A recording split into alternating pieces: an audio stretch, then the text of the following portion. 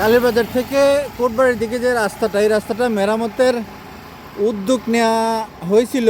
এই যে রাবিশ এনে ফালাইছে ময়লা টলা কই থেকে, ময়লার জিনিসপত্র, এগুলো কিন্তু ভালো জিনিসও না।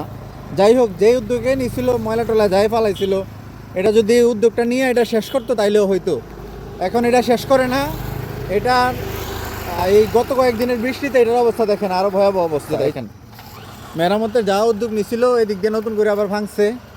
এটা যেভাবে ভাঙতেছে পুরোটা ভাঙা একদম পুরা রাস্তা পুরা যাবে, তখন মেরামত করতে আরও বেশি টাকা খরচ হবে। সেটটি দিয়ে দেখেন অল্প একটু জায়গা বাকি আছে, লোড গাড়ি নামলে এটা ভাঙা পুরা যাবে।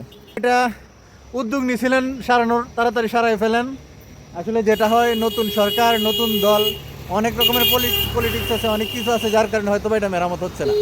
তাড়াতাড়ি এটা দ্রুত মেরামতের জন্য অনুরোধ করা গেল কর্তৃপক্ষের কাছে, যারা আর কি এটা সংশ্লিষ্ট নিয়ে কাজ করতেছেন, তাড়াতাড়ি এটা মেরামতের জন্য অনুরোধ করা গেল।